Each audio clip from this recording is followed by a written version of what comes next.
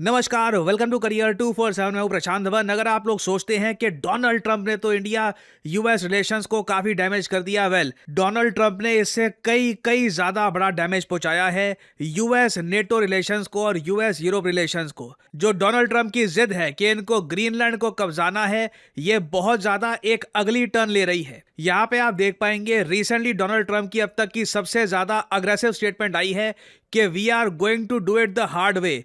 या तो ग्रीनलैंड के लोग मान जाएंगे, डेनमार्क चुपचाप ग्रीनलैंड को थमा देगा यूएसए को, और यूएसए ग्रीनलैंड को कब्जा लेगा। अगर ये आराम से होता है तो ठीक, नहीं तो मिलिट्री एक्शन यूएस लेना स्टार्ट कर देगा। एक इन्वेजन करके ये लोग ग्रीनलैंड को कब्जा लेंगे।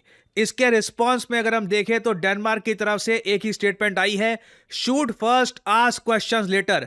डेनमार्क की मिलिट्री को स्टैंडिंग इंस्ट्रक्शंस है कि अगर अमेरिका के सैनिक तुमको दिख गए कहीं पर, पहले गोली चलाना, बाद में पूछना कि तुम यहां पर ग्रीनलैंड में क्या कर रहे हो। नाउ ट्रंप की जो ये क्लिप है, ये सबसे पहले आपको मैं दिखाना चाहता हूं। Right now, we are going to do something on Greenland, whether they like it or not, because if we don't do it, Russia or China will take over Greenland, and we're not going to have Russia or China as a neighbor. Okay?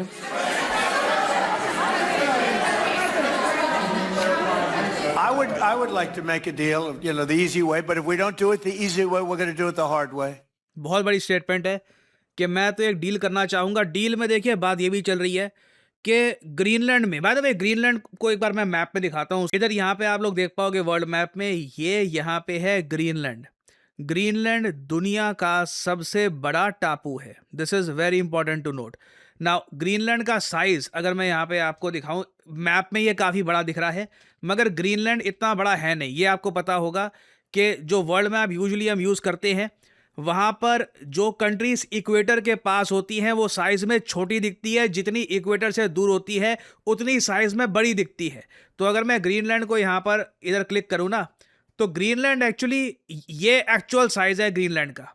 अगर मैं India में Greenland को fit करूं तो बहुत ही आसानी से fit हो जाएगा। एक्चुअली भारत साइज के हिसाब से ग्रीनलैंड से काफ़ी बड़ा है। वैसे देखोगे वर्ल्ड मैप पे तो ऐसा लगेगा कि ग्रीनलैंड तो कोई बहुत ही बड़ा एक आकार का एक यहाँ पे टापू दिख रहा है, बट स्टिल आप एक बार को सोच कर देखो, चाहे ग्रीनलैंड ज़्यादातर बर्फ से ढका है, कुछ यहाँ पे एग्रीकल्चर होता नहीं है, कुछ खास नदियाँ नहीं है, वॉल्केनिक एक्टिविटी यहाँ पर बहुत ज़्यादा है, आबादी लगभग 57,000 के आसपास है। जी हाँ, 60,000 लोग भी नहीं रहते ग्रीनलैंड में। मोस्ट प्रॉब्ली कई मेरी वीडियोस में लाइक ज़रा रखे हैं जितने ग्रीनलैंड में आबादी है, बट ऑलमोस्ट आप अगर देखो तो इंडिया के साइज़ का एक बड़ा टापू है ग्रीनलैंड, जिसको डोनाल्ड ट्रंप कब्जाना चाहते हैं।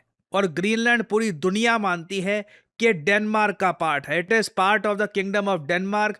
और ट्रंप का देखिए प्लान एक तो यह है कि इस बातचीत से अगर मामला निपट जाए कि हर एक ग्रीनलैंड के नागरिक को ये कुछ लाखों रुपए दे देंगे। मतलब बात चल रही है $1 लाख के आसपास की, जो इंडियन रुपीस में रफली आप मान लीजिए 90 लाख रुपए के आसपास हो गए। रफली आप कह सकते हैं एक नागरिक के हिसाब से ये कुछ 1 करोड़ रुपए के आसपास खर्चने को तैयार हैं। 57,000 यहाँ पे नागरिक हैं। ये भी अगेन एग्जैजरेटेड नंबर्स हैं, डिपेंड करता है कि ये 1 करोड़ ही खर्चेंगे या फिर 20-25 लाख रुपए खर्चेंगे पर नागरिक के हिसाब से। बट अगर मैं इंडियन पर्सपेक्टिव से बात करूं रुपीस के हिसाब से, तो ये अमाउंट लाखों करोड़ों रुपए तक पहुंच सकती है आराम से। क्योंकि आपको हिस्ट्री में देखना होगा, यूनाइटेड स्टेट्स ऑफ अमेरिका ने ग्रीनलैंड को परचेज करने का प्रयास किया था 1946 में। भारत की आज़ादी से भी पहले एक फॉर्मल ऑफर गया था डेनमार्क को $100 मिलियन का।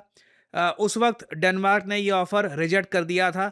आज के समय आप अगर देखो, उस वक्त के जो $100 मिलियन थे, इन्फ्लेशन के हिसाब से आप एडजस्ट करोगे तो $1.7 बिलियन बन जाते हैं ये। तो रफली आप कह लीजिए 13 से लेकर 14,000 करोड़ रुपए।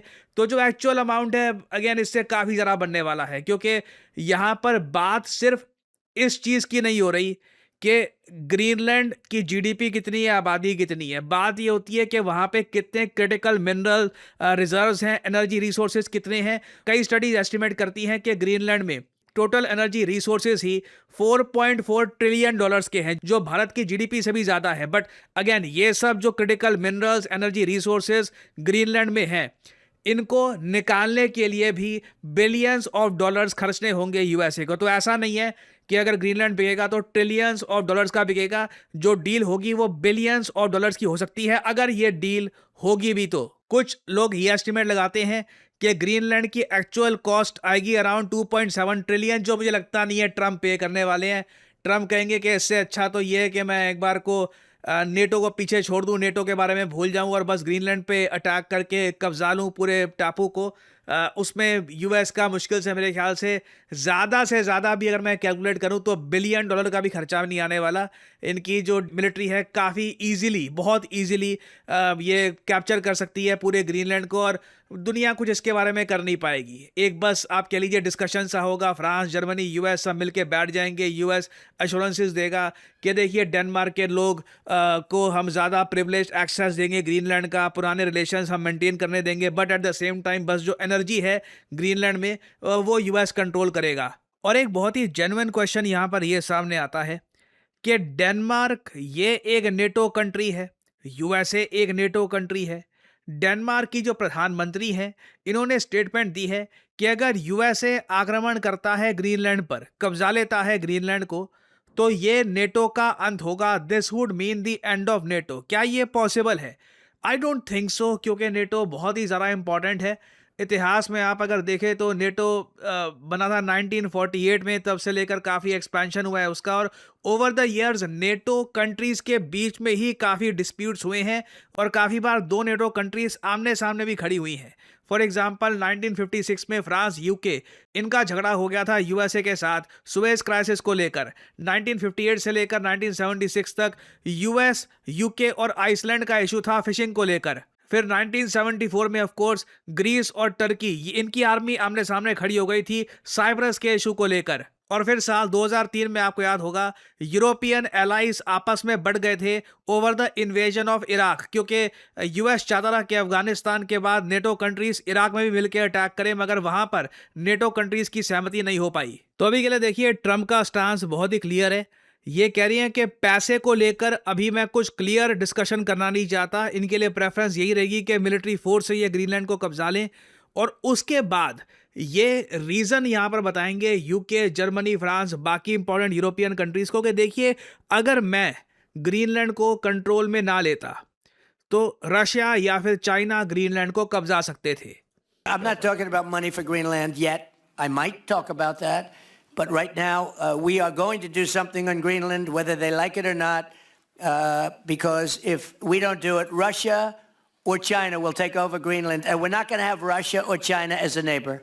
ना अगेन प्रॉब्लम यहाँ पर यह है कि लगता नहीं है कि यूरोपियन कंट्रीज इस बात को लेकर मान जाएंगे कि रशिया अटैक करने वाला था ग्रीनलैंड पर। रशिया ने बात भी नहीं करी है ग्रीनलैंड पर, चाइना ने कुछ डिस्कशन भी नहीं किया है कि ये ग्रीनलैंड को कब्जा लेंगे, और ना चाइना की प्रेजेंस ग्रीनलैंड में बहुत ज़्यादा बढ़ गई है कि all together China take over कर लेगा ग्रीनलैंड का। ऐसा कुछ यहाँ पर हुआ नहीं है। But again it is interesting कि डोनाल्ड ट्रंप नैरेटिव ये फैलाने वाले हैं कि ये वर्ल्ड वॉर 2 में जिस तरीके से यूएसए ने ग्रीनलैंड की रक्षा करी थी उस वक्त नाजी जर्मनी से और यूएसएसआर से, सेम वही सिनेरियो है। ये लोग ग्रीनलैंड को कब्जा लेंगे और इस बार प्रॉपरली यूएसए का पार्ट बना लेंगे ताकि वेस्टर्न कंट्रीज के जो एनिमी हैं वो ग्रीनलैंड को ना कब्जा ले। और अगर यहाँ पे आप ये सोच रहे हैं कि भारत का स्टांस क्या है ग्रीनलैंड को लेकर, क्या भारत सपोर्ट करता है ट्रम्प के टेक ओवर को, तो भारत ने टू बी ऑनेस्ट कुछ ज़्यादा एक पर्टिकुलर स्टेटमेंट इसके रिगार्डिंग दी नहीं है। बहुत ज़्यादा एक वेग सी स्टेटमेंट है। भारत ने अभी तक स्टांस इस पर कुछ लिया नहीं है। डेनमार्क के जो एमपी हैं उन्होंने रिसेंटली बोला है कि हम उम्मीद करते हैं कि भारत बैक करेगा डेनमार्क को over Trump's Greenland threats. But again हमारे और इश्यूज़ हैं, we have too much on our plate. ये कहते हैं ना कि मतलब अभी ट्रेड डील करनी है ट्रम्प के साथ, अभी ट्रम्प 500% के टैरिफ की भी बात कर रहे हैं। अगेन अगर भारत पे 500% टैरिफ लगा दिए जाते हैं उसके बाद क्या हम यहाँ पर ग्रीनलैंड के सपोर्ट में आएंगे या नहीं आएंगे, that will depend on a lot of things कि बाकी यूरोपियन देश क्या करते हैं, फ्रांस क्या करता है, क्या फ्रांस भारत को कहता है कि हम लोग यूएसए के अगेंस्ट एक फ्रंट ओपन करना चाहते हैं कि सभी कंट्रीज डिप्लोमेटिक प्रेशर डालेंगी यूएसए पर कि ग्रीनलैंड छोड़ो, क्या इंडिया उस पर फ्रांस का साथ देगा या नहीं देगा, वो टाइम बताएगा। But for the time being India की कोई कंक्रीट पोजीशन यहाँ पर नहीं है। और फाइनली यहाँ पे आप लोगों से मैं क्वेश्चन पूछूंगा, क्या आप लोग मानते हैं कि भारत को डेनमार्क का समर्थन करना चाहिए over the issue of Greenland?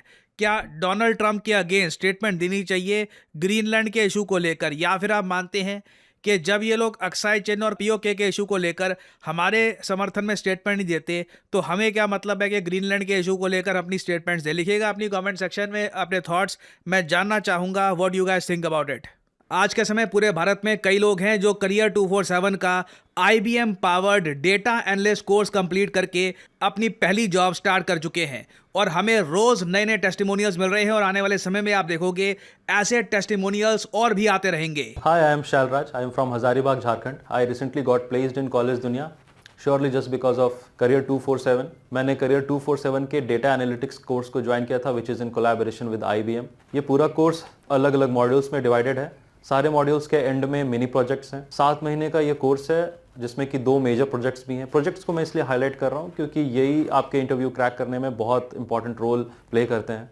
And he is absolutely right. Career 247 का डेटा एनालिटिक्स कोर्स पॉपुलैरिटी इसलिए गेन कर रहा है क्योंकि नंबर 1 लाइव क्लासेस यहाँ पे आपको मिलती है। कोई ऐसा नहीं है कि प्री रिकॉर्डेड लेक्चर दे दिए देखते रहो, लाइव क्लासेस मिलेगी और साथ ही साथ आप 2 लाइव प्रोजेक्ट्स पे काम भी करेंगे जिससे आपको जेन्युइनली समझ में आएगा कि एक डेटा एनालिस्ट करता क्या है, जॉब में डिमांड क्या होती है, और वही एक्सपीरियंस आप जब लेके जाओगे इंटरव्यू में तो रिक्रूटर समझ जाएगा कि आप एक जेन्युइन कोर्स कंप्लीट करके आए हैं। और ऑब्वियसली जो सर्टिफिकेट आपको देगा करियर 247, वहां पे आपको IBM और करियर 247 दोनों के लोगो मिलेंगे। That dramatically improves your first impression. और 2026 में भी मैं आपको बता दूं, डेटा एनालिस्ट की डिमांड ग्लोबली, ना सिर्फ भारत में, ये ग्लोबल फिनोमेना है, चाहे यूरोप हो, US हो, हर जगह डेटा एनालिस्ट की डिमांड बढ़ती रहेगी। मैं कहता हूं अगर आप data analyst as a career नहीं भी चूज करते, आपके पास डेटा एनालिस्ट की एक स्किल भी है ना, उससे भी जॉब में आप सबके लाडले बन के रहेंगे। You will be the golden boy of the office. तो आपको करना सिंपली क्या है, अगर आप इंटरेस्टेड हैं in a career as a data analyst, आपको यहाँ पे एक जॉब लग रहा है कि this should be my future proof job, तो वीडियो के डिस्क्रिप्शन या फिर कमेंट सेक्शन में जाइए, पिन कमेंट में आपको लिंक मिल जाएगा। ये इस लिंक पर करिए क्लिक, यहाँ पे आपके सामने ये पेज खुल जाएगा। यहाँ पे अपने जो डिटेल्स है डालिए, नाम, ईमेल आईडी, नंबर और ऑफ कोर्स कोड डालिएगा PD10, ताकि आपको डिस्काउंटेड रेट पर ये कोड ऑफर किया जाए। करियर 247 की तरफ से काउंसलर आपको कॉल करेंगे, आप बात कर सकते हैं। यू कैन डिस्कस आपके करियर के क्या प्रोस्पेक्ट्स हैं, आप क्या देख रहे हैं, आप इस कोर्स से क्या चाहते हैं, और आप अपनी जर्नी स्टार्ट कर सकते हैं in the field of data analytics with career 247। Remember to use the code PD10 to get the discounted price in the course. और इसी नोट के साथ यह है वीडियो का अंत। Thank you for listening and as I always say, may the gods watch over you.